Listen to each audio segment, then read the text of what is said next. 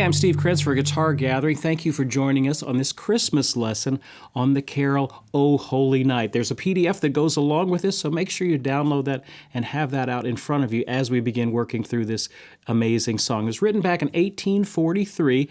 All right, let me just talk you through the melody. We're basically in the key of C, which has no sharps or flats. So